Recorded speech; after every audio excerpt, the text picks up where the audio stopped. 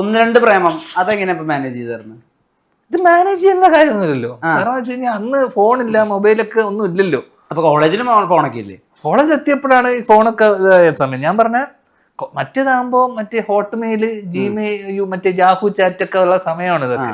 അപ്പൊ വല്ലപ്പോഴും ഒരു ഐ ലവ് യു, പിന്നെ കാണുമ്പോഴുള്ള സാധനവും ലോട്ടവും ലുക്ക് എക്സ്ചേഞ്ചും, കൈ ജസ്റ്റ് പോകുമ്പോ കൈ പിടിക്കുക, പരിപാടികളൊന്നും നടക്കൂലല്ലോ. പക്ഷെ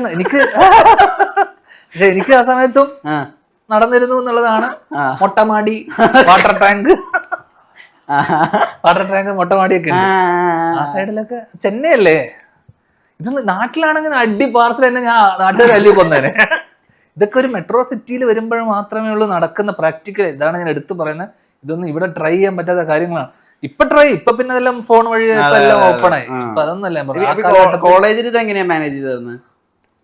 സ്കൂളിൽ തന്നെയുള്ള സംഭവം എന്ന് വെച്ച് കഴിഞ്ഞാൽ, ഇപ്പൊ ഞാൻ നേരത്തെ പറഞ്ഞ സി സെക്ഷനിൽ ഉണ്ടായിരുന്ന ജമാൽ എന്ന് പറഞ്ഞൊരു സുഹൃത്ത്, ഞാൻ എ സെക്ഷനിൽ പഠിക്കുന്നു. അപ്പൊ എന്റെ കൂടെ ഒരു പെൺകുട്ടിയുണ്ട്. ഓക്കെ, ഇപ്പൊ തൽക്കാലം ശ്രേയ എന്ന് പേരിടും ഞാൻ, കാരണം അവരൊക്കെ ഇപ്പോഴും പരിചയത്തിലുള്ള ആൾക്കാരാണ്. എന്റെ സുഹൃത്താണ് ശ്രേയ. ഓക്കെ, അവന്റെ കൂടെ ഒരു പെൺകുട്ടിയുണ്ട്. ഓക്കെ, സ്വാതി എന്ന് വെച്ചു. സ്വാതിയും ശ്രേയ എന്ന് വെച്ചാൽ എല്ലാ ഗ്യാങ്ങിന്റെ കൂടെയും ഒരു 4-5 പെമ്പിള്ളേരുണ്ടാവും. ചാർലീസ് ഏഞ്ചൽസ് ഒക്കെ പറഞ്ഞ പോലെ ഒരു ഗ്യാങ് ഉണ്ട്. Fast and furious. ഓക്കെ, എന്നുവെച്ചാൽ ഒരു ഗ്രൂപ്പ് ഉണ്ടെങ്കിൽ ഞാൻ ഡീസലും പോവും, പെട്രോളും പോവും, എല്ലാം എന്തും. അപ്പോ അങ്ങനെ അപ്പൊ ഇവൻ ഒരു ദിവസം ജമാല് തന്നെ കേട്ടോ. ഈ ജമാൽ എന്നോട് വന്നിട്ട് പറഞ്ഞു, സി സെക്ഷനിൽ പഠിക്കുന്ന ജമാലിന് എന്റെ ബാച്ചിലുള്ള ശ്രേയനോട് താല്പര്യം. അപ്പൊ ഞാനാണ് എന്റെ ബാച്ചിലെ ഗ്യാങ് ലീഡർ മെയിൻ. അവന്റെ ഗ്യാങ് ലീഡർ അവന്റെ ബാച്ചില്. അപ്പൊ ജമാല് പറഞ്ഞു, ഒരു മീറ്റിംഗ് വെക്കണം മച്ചാന്ന് പറഞ്ഞു. ഞാൻ ചെന്ന മച്ചാ എന്നാ വിഷയം? അപ്പൊ ഇതൊക്കെ വേറൊരാള് ദൂത് വിട്ടിട്ട് നമ്മൾ പറയാം. നമ്മൾ ഡയറക്റ്റ് മിണ്ടൊന്നുമില്ല ഇങ്ങനെയൊന്നും, കാരണം അവൻ വേറെ ഗ്യാങ് ലീഡർ ആണല്ലോ. 10ാം ക്ലാസ്സിൽ പഠിക്കുക. അപ്പൊ അവൻ പറഞ്ഞ്, அவனை பார்க்கணும்னு சொல்லி இந்த பேக்கரிக்கு வர சொல்லுன்னு പറഞ്ഞു. ഞാൻ പറഞ്ഞു, അവൻ சொல்ற இடத்துக்குலாம் நான் வரமாட்டேன், நான் சொல்ற இடத்துக்கு അവനെ വര சொல்லுന്ന് പറഞ്ഞ, കാരണം അവന്റെ ആണല്ലോ ആവശ്യം. ഞാൻ വേറൊരു ബേക്കറി പറഞ്ഞു. ബേക്കറി രണ്ടും ബേക്കറി തന്നെ. ഓക്കെ, ഞാനൊരു ബേക്കറി പറഞ്ഞ് ആ ബേക്കറിയിൽ ഇവൻ വന്ന്. അപ്പോ ഇവൻ വരുന്നതെന്ന് വെച്ചാൽ 2 ബൈക്ക്, ബാക്കിലൊരു കാറ്. പഴയ ടാറ്റാ സോമോയില് 5 വെത്ത് വരില്ല. ഇത് ഈ തെലുങ്ക് പടത്തിലുള്ള പോലെയാണ് സ്കൂൾ ലെവൽ. സ്കൂൾ ലെവലൊക്കെ പ്രത്യേകിച്ച് ഞങ്ങൾ താമസിക്കുന്ന അണ്ണാനഗർ എന്നൊക്കെ പറഞ്ഞ സ്ഥലം എന്ന് വെച്ചാൽ ഇതെല്ലാം ഗ്യാങ്ങും പരിപാടി. ഇതൊക്കെ പറയണെന്ന് വെച്ചാൽ ഈ ഏരിയയിലാണ് വിശാല് പഠിച്ചത്, ആര്യ പഠിച്ചത്, ശ്രീകാന്ത് നടൻ, ഇവരൊക്കെ ഗ്യാങ്ങുകൾ ഉണ്ടായിരുന്നു. ഓക്കെ, ഇതൊക്കെ അവിടുത്തെ പിള്ളേർക്കൊക്കെ റിലേറ്റ് ചെയ്യാൻ പറ്റും. ഇപ്പൊ സൂര്യയുടെ നീ വാരണമായിരം കണ്ടു കഴിഞ്ഞാൽ ഏത്തി എന്ന് പറഞ്ഞ പാട്ടൊക്കെ ഇല്ലേ, അത് ഫുൾ അണ്ണാനഗർ ടവർ. ഒരു ഗ്രൂപ്പ് ഉണ്ടാവും, ഗ്യാങ് ഉണ്ടാവും, ഹോക്കി സ്റ്റംപ്, അടി പിടി, ഇതൊക്കെ വേറെ തന്നെ ഒരു കൾച്ചറാണ്. അപ്പോ ഈ സ്കൂളിലെ പെണ്ണിനെ വളച്ചു കഴിഞ്ഞാൽ അപ്പുറത്ത് പോയിട്ട് അടി ഉണ്ടാക്കുക എന്ന് വെച്ചിട്ട് ക്ലാസ്സിൽ തന്നെ അടി അങ്ങോട്ടും ഇങ്ങോട്ടും. ഇതൊക്കെയാണ് പ്രധാന വിഷയം. പെണ്ണേഴ്സ്, പരിപാടി, കാര്യങ്ങൾ, ഇത് മാത്രമേ ഉള്ളൂ പ്രധാന വിഷയം. അങ്ങനെ എനിക്ക് ജമാൽ എന്നോട് വന്നിട്ട് കാണണമെന്നുണ്ട്. കാരണം ജമാൽ ഞാനൊരു മീറ്റിങ്ങിന്റെ സാധ്യത പോലും ഇല്ല. ജമാൽ പറഞ്ഞു പാക്കണം എന്ന് പറഞ്ഞാൽ ഞാൻ പോയി. ജമാൽ എന്നോട് പറഞ്ഞ കാര്യം എന്ന് വെച്ച് കഴിഞ്ഞാൽ, ജമാലിന്റെ ബാക്കിൽ സ്വാതി ഇരിപ്പുണ്ട്, എന്റെ ബാക്കിൽ ശ്രേയുണ്ട്. എന്റെ കൂടെ. ഇപ്പൊ ഞാൻ ബാക്കിൽ നിൽക്കുന്നു, ശ്രേയ ബാക്കിൽ നിൽക്കുന്നു, ബാക്കി എന്റെ ഗാങ്ങിലുള്ള 4-5 പേരുണ്ട്, അവന്റെ ഗാങ്ങില് 6-7 പേരുണ്ട്. അപ്പൊ എന്നോട് പറഞ്ഞു, ഞാന് എനിക്ക് ശ്രേയാവ് പിടിച്ചെടുക്കുന്നു പറഞ്ഞു. അപ്പൊ ഞാൻ ഇപ്പൊ ബാക്ക് എന്നൊക്കെ പറഞ്ഞ അവന്മാര് ബാക്ക്. അപ്പൊ ഞാൻ ഇതൊക്കെ സത്യം കേട്ടോ, നീ തള്ളോന്നിരിക്കരുത് കറാന്ന് പറഞ്ഞു. എന്നാ പേസറെന്ന് ചോദിച്ചു. അപ്പൊ ഇവൻ പറഞ്ഞു, സ്വാതിയെ നീ വെച്ചുക്കോ, ശ്രേയ വേനക്കൂടെന്ന് പറഞ്ഞു. ഓക്കെ,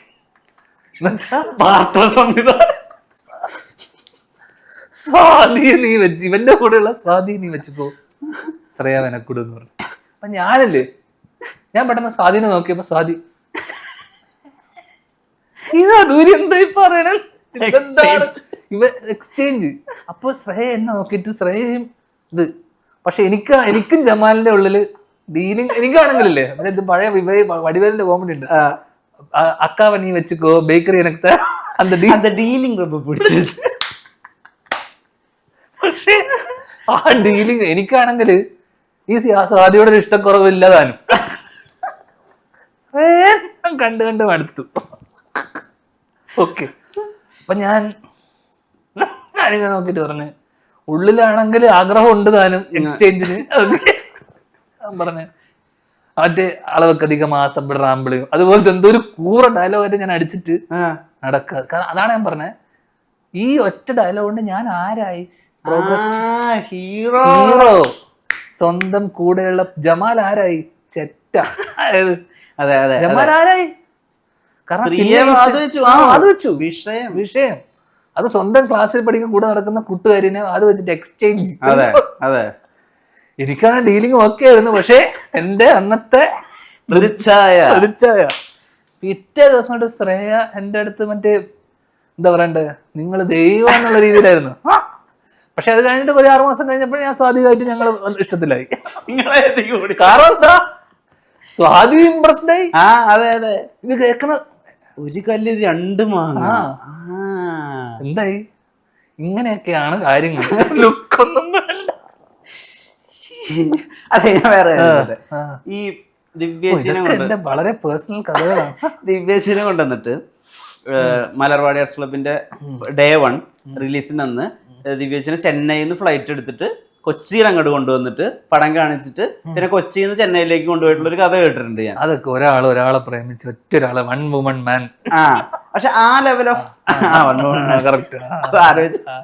ആ ലെവൽ ഓഫ് ഡെഡിക്കേഷൻ എപ്പോഴെങ്കിലും ഞാൻ ചേട്ടൻ ചെയ്തിട്ടുണ്ടോ? ആ ലെവൽ ഓഫ് എല്ലാവരുടെ കൂടെ ചെയ്തിട്ടുണ്ട്. അതാണ് നീ മനസ്സിലാക്കേണ്ടത്.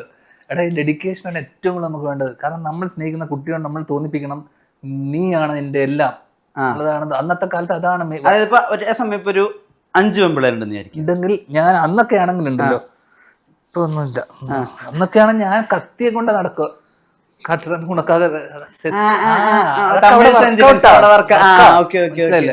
ഫസ്റ്റ് ചോദിക്കുന്ന സാധനം എന്നറിയാമോ? എനക്കാകെ ഊരെ കുടിപ്പിയ, ഉണക്കാകെ നടി പാടറേ. ഇതൊക്കെയാണ് അവിടെ വർക്കൗട്ട് ആവുക. മനസ്സിലായില്ലേ? ഉണ്ണാണിക്കാൻ പോകുന്ന ആൾ കൂടെ ഇല്ല. മൂച്ച് ഇതൊക്കെയാണ് ശ്വാസം എല്ലാം. ഇനി ഇതൊക്കെ വർക്കാണ്. ഇവിടെ പറഞ്ഞു കഴിഞ്ഞാൽ എന്റെ മൂച്ച വീട്ടിൽ പറയും, ഇവിടെ വർക്കൗട്ട് ആവൂല. അവിടെ അത് വർക്കാ. എന്നോട് ഇതേപോലെ ഞാൻ +2 പഠിക്കുന്ന സമയത്ത് ക്ലാസ്സിലിരിക്കുക. അപ്പോ പേര് പറയാം. അപ്പൊ എന്റെ ക്ലാസ്സിലുള്ള ഇത് ഞാൻ എവിടെ പറഞ്ഞിട്ടുണ്ടെന്ന് തോന്നുന്നു. ബാക്ക് ബെഞ്ചിലിരിക്കുക ഞാൻ. Class free പീരീഡാ. ഫ്രീ പീരീഡിൽ ഇരിക്കുന്ന സമയത്ത് ഏറ്റവും ബാക്കിൽ ഇരിക്കുന്ന സമയത്ത് ഞാൻ അന്ന് താല്പര്യമൊന്നുമില്ല. അപ്പൊ എന്റെ ക്ലാസ്സിലാണെങ്കിൽ ശരണ്യാദേവി, ഉമാദേവി പോലത്തെ ചില +2 വേറെ സ്കൂളിലാണ് ഞാൻ പഠിച്ചത്. അങ്ങനത്തെ നാടൻ പാവം പിടിച്ച കുട്ടികൾ. അപ്പൊ അതിൽ കാണാൻ കൊള്ളാവുന്ന ഒരു കുട്ടിയേ ഉള്ളൂ. അത്യാവശ്യം തിരക്കേടില്ലാത്ത ഒരു കുട്ടിയേ ഉള്ളൂ. അവളാണെങ്കിൽ പഠിക്കുകയും ചെയ്യും, അഹങ്കാരിയാണ്. അപ്പൊ ഇവള് ക്ലാസ്സിൽ ബാക്കിൽ ഇരുന്നിട്ട് എന്റെ അടുത്ത് വെച്ച് നിൽക്കുന്നുണ്ട്. എന്റെ അടുത്ത സുഹൃത്താ സയ്യിദിന് ആരെങ്കിലും കിട്ടിയാൽ മതി. ഓക്കെ, ആരെങ്കിലും. ആ അവസ്ഥയാണ്. പഠിക്കുകയില്ല, തോറ്റിരിക്കുകയാണ്. ക്ലാസ്സിന് സാറ് എല്ലാ ദിവസവും അടി കിട്ടുന്ന ഒരു സയ്യിദ്. അപ്പൊ സയ്യിദിന് ഇപ്പൊ ക്ലാസ്സിന് എന്റെ ഫ്രണ്ടിലിരിക്കുന്ന ഉമേഷ് വന്നിട്ട് പറഞ്ഞു, ശരണ്യ ദേവി സയ്യിദ് ഒന്ന് ലവ് പண்றான்னு പറഞ്ഞു. അപ്പൊ പോ എന്ന് പറഞ്ഞു. അപ്പൊ അടുത്ത ഉമാ സയ്യിദ് ഒന്ന് ലവ് പண்றான்னு പറഞ്ഞു. തരുതല എന്ന് പറഞ്ഞു. ഇവരൊക്കെ ആട്ടി വിടുന്നു. അങ്ങനെ പെട്ടെന്ന് ഇവന് മച്ചാ ഉണക്ക് ഇതും സെറ്റ് ആവാതടാ വിട്ടറാ എന്നൊക്കെ പറഞ്ഞു. സയ്യിദ് ഇങ്ങനെ വിഷമിച്ചിരിക്കുമ്പോ ഈ പഠിപ്പിച്ചിട്ട് പെണ്ണിനെ വിളിച്ചിട്ട് ഗായത്രി ധ്യാനം ലവ് പண்றான்னு പറഞ്ഞു. പെട്ടെന്ന് ഞാൻ ഡേ മച്ചാ. ഇവള് പെട്ടെന്ന് ഇങ്ങനെ നോക്കിയിട്ട് ഒരു ലുക്ക് അങ്ങനെ നാണം. അപ്പൊ ഇവൻ എന്നോട് മച്ചാ എന്ന് പറഞ്ഞിട്ട് പോയിട്ട് ഇവൻ പിന്നെ എന്താ സംസാരിച്ചതെന്ന് അറിഞ്ഞൂടാ. ഇവള് ഇന്റർവ്യൂ ലഞ്ച് ബ്രേക്ക് ആയപ്പോ എന്റെ അടുത്ത് വന്നിട്ട് പറഞ്ഞു, പഠിക്കുന്ന കുട്ടി, ബുദ്ധിയുള്ള കുട്ടി, സൗന്ദര്യമുള്ള കുട്ടി, അത്യാവശ്യം പഠിക്കുന്ന ക്ലാസ്സിലെ പഠിപ്പിച്ചിട്ട് പെൺകുട്ടി. ഞാനാണെങ്കിലും ക്ലാസ്സിലേ പോവാത്ത അല്ല, ആ ഫ്രീ പീരീഡ് അന്ന് ഉള്ളതുകൊണ്ടാണെന്നും ക്ലാസ്സിൽ പോയ എന്നെ രണ്ടുപേരെ കാണാന്നൊക്കെ വെച്ചു. അങ്ങനെ എന്നോട് വന്നിട്ട് അവൻ എൻകിட்ட சொன்னதெல்லாம் ഉണ്മയാന്ന് ചോദിച്ചു. അപ്പൊ ഇവ എന്തോ പറഞ്ഞിട്ടുണ്ട്. എല്ലാം ഉണ്മതാ ഗായത്രി എന്ന് പറഞ്ഞു. എനക്കാകെ ഊരെ കൊടുപ്പൻ சொன்னியா അമ്മേ. അപ്പൊ ഞാൻ ഊരത്തരുത് ഒറ്റ ഡയലോഗാ, ഐ ലവ് യു ധ്യാൻ. ഒന്നുമില്ല. അപ്പൊ ഇവൻ എന്നിട്ട് അതിന്റെ അടുത്ത് വന്നിട്ട് മച്ചാൻ നോക്കി സെറ്റ് അയച്ചില്ല. എന്നിട്ട് ഇവന് ഞാൻ 500 രൂപയും കൊടുത്ത് സാധനം കഴിഞ്ഞ് 500 രൂപയും കൊടുത്ത്. പിന്നെ ഇവള് എൻ്റെ അടുത്ത് വന്നിട്ട് പറഞ്ഞ്, പിന്നെ എനിക്ക് മനസ്സിലായി.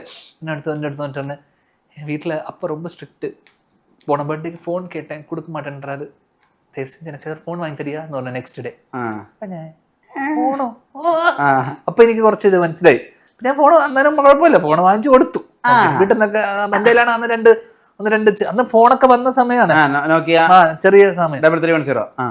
അങ്ങനെ ഫോണും കൊടുത്ത് സംസാരമൊക്കെ പിന്നെ അവള് എനിക്ക് വന്ന ഫോൺ കിട്ടിയതിന് ശേഷം അവൾക്ക് വേറെ ഒരാളോട് സംസാരിക്കാനുണ്ടായിരുന്നു. പിന്നെ അവള് സ്കൂള് കഴിഞ്ഞപ്പോഴേക്ക് ലാസ്റ്റ് +2 മോഡൽ എക്സാമിന് തൊട്ട് ഒരു മാസം മുന്നേ ആയിരുന്നു.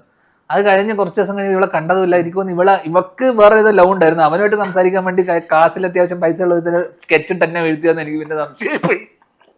പിന്നെ എന്നെ വിളിക്കൂല, ഇവിടെ ഫോൺ എപ്പോഴും ബിസി. പിടിച്ച് കിട്ടുക സത്യം.